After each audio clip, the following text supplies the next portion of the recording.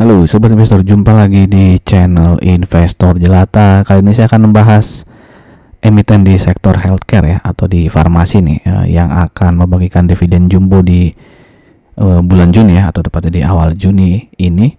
Sebelum kita bahas emiten farmasi ini, saya ingin menginformasikan ya beberapa video yang mungkin berguna untuk teman-teman ya, khususnya video terbaru ini yang saya bahas salah satu emiten teknologi nih yang baru IPO di bulan November 2023 ya, tapi dia akan bagi dividen nih di bulan Juni ini ya, dan dividennya cukup besar ya karena di atas bunga deposito nih. Jika teman-teman berminat menonton video emiten teknologi ini, nanti linknya bisa klik di pojok kanan atas ya, dan untuk video-video lainnya bisa teman-teman temukan juga ya di kolom deskripsi linknya, atau langsung aja search di channel Investor Jelata. Oke, emiten yang akan saya bahas kali ini adalah Merck ya, dimana Merck ini sudah ada di Indonesia ya sejak tahun 70 ya, dan mulai memproduksi obat-obatan sendiri nih di tahun 74 ya, dan dia IPO di tahun 81 ya. Jadi dia mungkin salah satu perusahaan yang awal-awal listing ya di bursa saham kita nih ya, udah dari sejak tahun 81 ya. Lalu bisa dibaca sini ya perkembangannya ya, dan apa nih? Ya ini ya, tahun 2020 dia merayakan 50 tahun ya di berdirinya ya, 70 tambah 50 ya, benar ya, 2020. Dan di sini tahun 2018 juga nih ada sesuatu yang cukup mempengaruhi pendapatannya sampai saat ini nih ya. Divestasi bisnis consumer health ya, yang juga nanti kita bahas nih. Oke, ini daftar obat-obatan ya yang dibuat oleh Merck ya. Di sini ada obat-obatan kardiovaskular, metabolik ya, fertilitas, onkologi, dan lain-lainnya ya. Oke, sekarang kita lihat laporan keuangan di tahun 2023 ya, di mana pendapatan Merck ini turun 14% dan profitnya turun tipis aja ya, 0,89%. Dan di sini dijelaskan di tahun 2023 nih ya, terjadi penurunan sebagian besar karena permintaan volume dari P&G yang lebih rendah ya, dan juga segmen operasi lainnya yang telah berakhir. Ini ya, perjanjian jasa antara perseroan dengan PT Merck Chemical ya. Jadi dia udah nggak jualan chemicals lagi ya sejak tahun 2023 ya, Maret ya, sejak Maret 2023 udah nggak jualan bahan baku obat yang didapat dari Merck Chemicals, dan juga ini ada volume penjualan dari P&G ya. Jadi yang tadi consumer health-nya itu ya, jadi dia tadi kan ada divisi yang farmasi tadi ya, yang ada obat-obatan kardiovaskular dan kawan-kawan, dan juga ada yang consumer health ya, dimana itu divestasi ya, dijual ke P&G nih oleh Merck ya di tahun 2018 ya. Nah, dia masih menjual consumer health ya, itu karena merupakan residual dari aksi korporasi ya. Jadi sejak dia divestasi 2018 dia masih jualan, tapi volumenya mulai berkurang gitu ya, sehingga sampai sekarang juga pendapatan dari consumer health tuh berkurang ya. Oke, jadi consumer health tuh mungkin kayak vitamin gitu ya, painkiller gitu mungkin ya, obat-obatan yang bisa dibeli bebas lah gitu ya, itu yang divestasi ke P&G ya. Oke, dan dari healthcare sendiri ya, yang tadi ya, yang kayak obat-obatan kardiovaskular, fertilitas, itu menyumbang 74% pendapatan Merck ya di tahun 2023 ya. Yang paling besar tuh apa nih ya? Ini ya, obat-obatan growth hormone, kedua tuh onkologi, lalu tiroid ya. Oke, dan di tahun 2023 ini ya, utilisasi pabrik itu hanya 48% ya. Di sini sih dia bilang alasannya terjadi karena kombinasi beberapa faktor ya, salah satunya kondisi logistik bahan baku material serta penurunan permintaan consumer health dari P&G ya. Jadi P&G juga mungkin ngejual consumer health-nya turun ya, kurang laku lah gitu ya, sehingga dia mesen ke Merck juga berkurang gitu mungkin ya. Oke, jadi memang kurang bagus lah ya, utilisasi ini di bawah 50% nih, berarti kurang bagus lah ya. Bisa dilihat sini juga, di sini ya, yang warna biru ini kan target produksi tahun 2023 ya. Yang warna merah ini adalah realisasinya ya. Jadi dia targetnya itu 800 juta tablet, tapi realisasinya hanya 567 ya. Jadi di luar target produksi ya, padahal di tahun-tahun sebelumnya dia sesuai nih ya, sesuai target, bahkan di 2021 melebihi target ya produksinya. Oke, lalu di tahun 2024 ya, manajemen yakin bisa bangkit dan tumbuh di atas industri farmasi yang diperkirakan berada di kisaran 5% gitu ya. Jadi mereka memasang target mungkin profitnya itu bisa naik di atas 5% ya di tahun 2024. Nah, ini cara-cara yang mereka akan tempuh ya, salah satunya meluncurkan obat kanker yang baru ya. Lalu ini juga ada produk baru ya, mengobati multiple sclerosis ya. Jadi mereka berusaha mengeluarkan varian-varian obat yang baru, dan juga di sini ada ya meningkatkan tujuan ekspor ya, meningkatkan ekspor.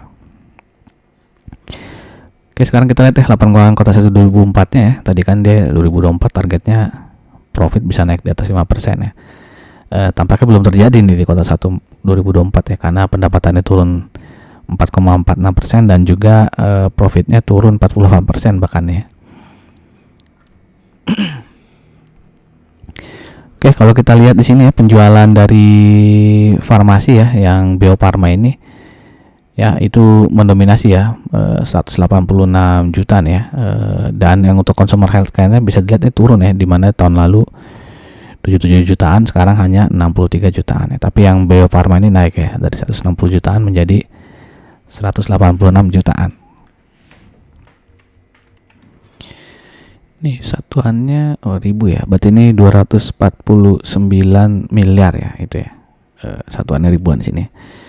Nah tadi dia revenue-nya turun 4% tapi profitnya turun 48% nih, karena ini ya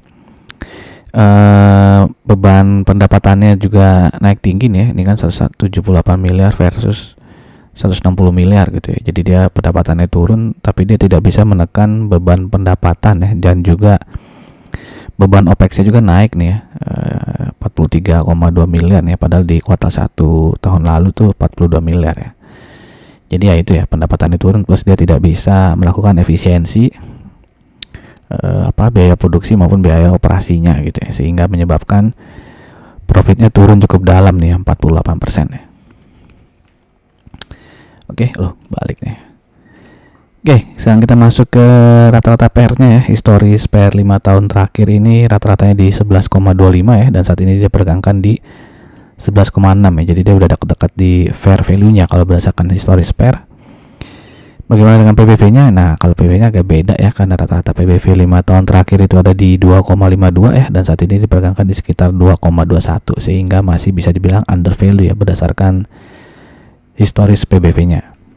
Dan book value Merck saat ini adalah di 1829,32. Jadi kalau kita asumsikan harga wajarnya itu adalah ketika PBV-nya di 2,52, maka harga wajarnya ada di 4.609,88. Dan di penutupan hari Kamis 30 Mei ya, dia closing di 4.040, sehingga masih ada margin of safety ya sekitar 14,1%. Nah, kalau kita bandingkan ya Merck ini dengan beberapa saham farmasi lainnya ya, seperti Temposcan ya, TSPC, Sido, Kalbe Pharma, Soho, dan juga Daria Varia Lab ya, bisa dilihat di sini earning per share Merck itu 211 ya, nomor 3 lah ini ya setelah TSPC maupun Daria Varia Lab ya. Untuk PER ini udah cukup tinggi ya ternyata si Merck ya, di 19 kali ya, padahal nih Temposcan rendah sekali ya, 5,45 nih ya. Jadi ini PER Merck nih yang paling tinggi lah ya, di antara 6 emiten ini ya. Ya kalau ada yang bertanya kenapa ada emiten-emiten farmasi lainnya nggak saya masukin ya, karena nggak mungkin semuanya saya masukin ya ke dalam satu tabel ya. Jadi ini saya agak random aja lah pilih ya, 6 perusahaan yang saya inget lah, yang di perusahaan farmasi gitu ya. Oke, mana tadi ya PBV ya, PBV di 2,16 ya, tidak terlalu besar ya, karena di sini ada Sido yang sampai 5,14 kali ya, tapi kalau dibandingkan TSPC ya udah hampir 2 kali lipat ya. Lagi-lagi TSPC ini PBV-nya yang paling bagus ya, 1,01. Sedangkan untuk ROE itu Sido ya yang paling besar di sini ya. Sedangkan Merck ya masih lumayan lah, yang paling kecil tapi lumayan lah 11,3% ya. Jadi ini saham-saham farmasi ini ROE-nya tinggi ya, di atas 10% semua nih. Oke, untuk DER ya cukup bagus lah ya, ya sangat bagus lah. DER cuma 0,3 ya, walaupun di sini ada SIDO ya yang paling bagus ya, hanya 0,11. Sedangkan di subsektor pharmaceutical and healthcare research ya, di sini PBV-nya rata-ratanya tuh 1,09 ya, sehingga PBV Merck ini di atasnya rata-rata ya. Sedangkan untuk PER ini 7,44 ya, jadi masih di bawah rata-rata, di atas juga ya, karena rata-rata Merck nih 19,13 ya. Jadi untuk PER maupun PBV yang dimiliki Merck ini di atas rata-rata subsektor farmasi and healthcare ya. Oke, sekarang kita masuk ke bagian chart dari Merck ya. Di sini all time high-nya Merck itu di sekitar berapa nih? 11.800 mungkin ya. Udah lama sekali, tahun 2012. Dan kalau dilihat sini ada gap ya, ada gap di 7.225 ya. Walaupun di sini mungkin ada gap-gap lain ya. Gap yang terjadi sejak tahun 2013 mungkin ya. Bisa teman-teman cek ya. Teman-teman cek ulang ya. Saya hanya menunjukkan di sini gap terdekatnya ada di atas ya, di 7.225. Oke, sedangkan untuk ini ya, support terdekatnya ya saat ini ya di 3.880 nih, sedangkan resisten terdekatnya ada di 4.140. Kalau ini jebol ya berarti resisten berikutnya ada di sekitar 4.350 sampai dengan 4.410 ya. Dengan kalau kita lihat EMA ya, dia closing sedikit di atas EMA 20, jadi bisa dibilang secara short term masih lagi berjuang untuk uptrend lah ya, bisa dibilang sideways lah ya. Sedangkan secara long termnya masih downtrend. Ini adalah historis dividen ya. Jadi untuk dividen payout ratio sih dia cukup royal ya, karena tahun lalu hampir 80%, tahun lalunya lagi itu 81%-an. Dan kali ini dia akan bagikan dividen payout ratio yang mirip ya, 80%, sehingga nominal rupiahnya itu 148,3 ya. Kalau kita bagi dengan 4.040 maka potensi dividen yieldnya cukup besar ya, 7,92%. Mohon maaf nih ada kesalahan ya, dividen itu 320 rupiah ya, tapi dividen yieldnya benar ya. Jadi kalau 320 rupiah dibagi 4.040 itu sama dengan 7,92%. Jadi cukup menarik sih ya, walaupun yang menjadi catatan adalah profitnya masih turun tuh ya, terutama dia belum bisa melakukan efisiensi di bagian biaya produksi maupun biaya operating expense-nya ya, biaya OPEX-nya belum bisa ditekan ya, plus tadi ya yang masalah penurunan di penjualan consumer health ya, yang pesanan dari P&G juga turun ya, itu mungkin yang menjadi concern untuk ketika ingin memutuskan membeli Merck atau enggak gitu ya. Walaupun tadi sih bagian yang obat-obatan Bio Farmanya naik ya, itu yang nilai plusnya sih ya. Jadi silakan teman-teman pikirkan lagi ya, dengan potensi dividen yang cukup besar ini ya, tapi dengan potensi juga profitnya masih akan turun gitu ya di kuartal 2 ya, walaupun target dari manajemen sih di tahun 2024 ingin meningkatkan profit tuh sekitar 5% gitu ya. Jadi silakan teman-teman pikirkan kembali ya. Tadi kalau PBV kan masih ada margin of safety-nya ya. Masih ada nggak sih tadi ya? Nah, masih ada sih ya, kalau berdasarkan historis PBV ya, margin of safety masih 14,1%. Jadi silakan diputuskan ya. Silakan juga teman-teman komen ya, apakah Merck ini masih menarik atau mendingan beli yang lain gitu. Tadi tes PC kan secara PER dan PBV terlihat lebih murah gitu ya, atau mungkin SIDO ya, siapa tahu SIDO beger-beger lagi lah gitu ya. Silakan tuliskan pendapat teman-teman di kolom komen.